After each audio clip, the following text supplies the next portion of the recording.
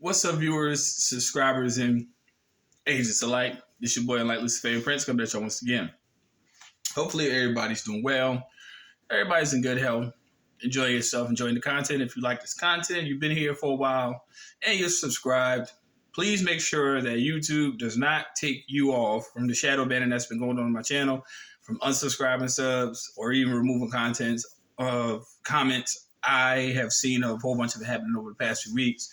Just make sure that you're still in tune with my channel and you're enjoying the content. It is what it is. Before I proceed, please remove your children from your immediate vicinity because my videos are not for children. I do have a penchant to use strong language. So if indeed you do have children in the immediate vicinity, please remove them. It's what it is. Now, this video is going to get straight to the point on a topic I think a lot of people need a little bit more clarification on in regards to discharge and how it works. This information applies to secured party creditors only. Now, I'm not excluding anybody from the group. If you wish to actually look at this information, see this information for what it's worth, you're more than welcome to view the content. But in the application of the discharge or acceptance for value process, this applies to secured party creditors only. I mean that with strict emphasis. I'm not saying that to call anybody's bluff. This is the truth. It only applies for people who are secured party creditors, SPCs, proper UCC 1 file on public record. Now, the title of this video is called UCC 3-603, Tender of Payment. Now, in regards to discharge, we have often had people who have sent notices on behalf of third parties in regards to trying to collect on some type of debt. Now, I'm going to make this very simple without going too far into depth because it's really self-explanatory when you actually read the law. That corresponds with, in the video title, you'll see it says UCC 3-603, Tender of Payment. That's strictly what it's for. Let me go through the subsections real quick. Let me go through A, B, and C. It's self-explanatory for you to study on your own. You can see it for yourself. You can read it. If you have a Black's-Law dictionary, you're having a little trouble, you can go through it for yourself. So you don't have to lean on no one else's understanding. You can actually get your own interpretation of how it applies to you as an SPC. Let's go. Section 3-603, subsection A. If a tender of payment of an obligation to pay, an instrument, an example, contract, is made to a person entitled to enforce, alleged creditor in most cases, the instrument, the effect, or tender is governed by principles of law applicable to tender of payment under a simple contract, as I said.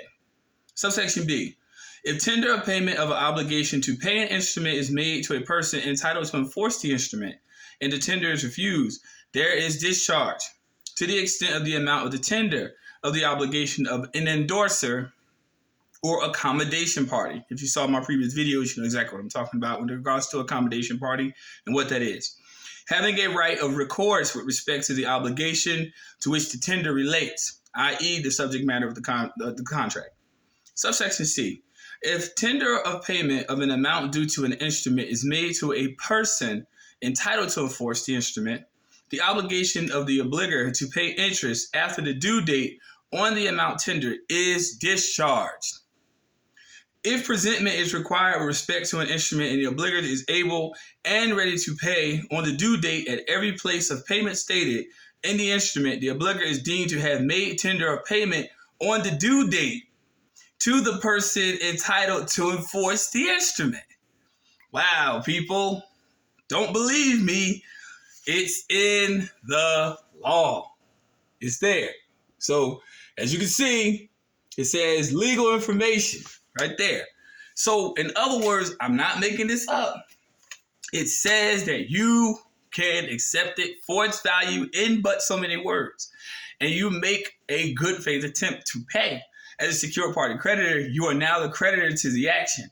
So whenever you get a debt, you notice that usually it says that the person who is extending the notice is the creditor. But you have evidence to the contrary to prove that you are, which means that you have the ability in law to discharge in full amount and issue tender of payment. But it only works if you're a secured party creditor. If you are not, this doesn't apply to you. That's all I'm saying. Now, there's 3 steps to this in order for you to get a solid claim against anyone alleging that you owe a debt. There's 3 steps. As a secured party creditor, is what you do. You have what you issue. This is what I do. It's a 3-step performance. Simple as that. You give a notice of fault, saying particularly, there's a mistake here. A notice of fault is just basically your first attempt in commerce to substantiate your claim that there's a problem.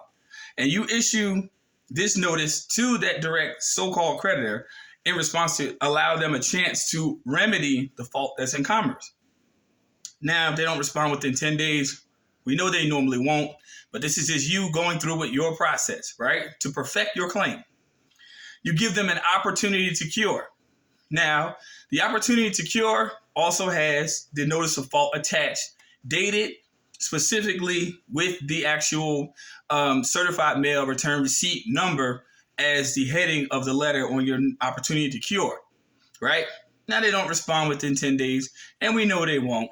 Here's what you do. You give them a notice of default. It's the last letter you send them.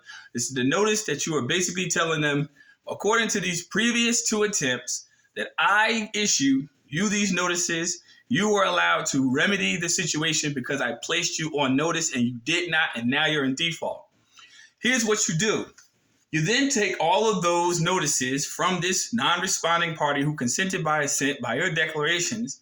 You take it down to the local courthouse, and what you do is you submit a claim against this individual for false and misleading representations under the Fair Debt Collection Practices Act.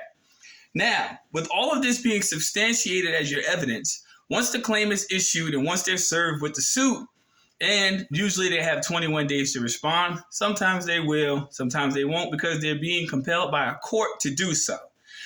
And it's funny how debt collectors only oblige themselves to answer to a court system because they are obliged by law to respond, or else there will be a default judgment. However, if they respond or not in any instance, if a default judgment does issue an instance of their failure to state a claim upon which relief can be granted, this then affects their credit report. Yes, people, it affects their credit report. Judgments affect your credit history. Yes, they do. Whether people believe it or not, whether it's from criminal charges, whether it's from any type of charge, whenever a judgment is issued, a bond has been created. Therefore, the trust is associated with the case. So since the trust is associated with the case, or any type of trust, or any trust that operates in commerce, it will affect their history. Now, people will be like, well, does this affect the business and their business capacity? Yes, it does, because businesses operate on the same system of commercial credit as regular, natural, private people do. So in regards to that, this is how you perfect your claim and rights to tender a payment, and you learn that in less than 9 minutes. Simple as that. So SPCs only does this apply for if you're not a secured party creditor, you have a lot of work to do, and you'll be debt free. As time goes on, I actually give personal insight on some of these things that I have used in my own personal life, not by some shit I heard from somebody on YouTube or none of that. No, this is stuff that I use in my personal life.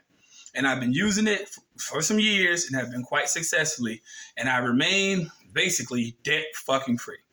I owe nobody nothing. I have retained my unlimited power to contract, and I reserve all my rights within regards to any commercial endeavor I embark upon in this commercial world. Email me for services or serious inquiries only. As I said before, if you don't receive an email back from me, 9 times out of 10, you weren't serious. I'm a very good discerning person. I could tell by people's emails, the lengthiness, or whatever. It's not serious. Don't waste my time. I won't waste yours. If you like this content, stay tuned, because the ride gets a little bit more trippy.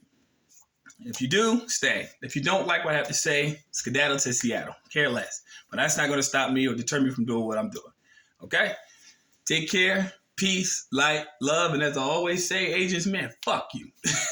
End of discussion. See y'all later on the next upload. Stay tuned.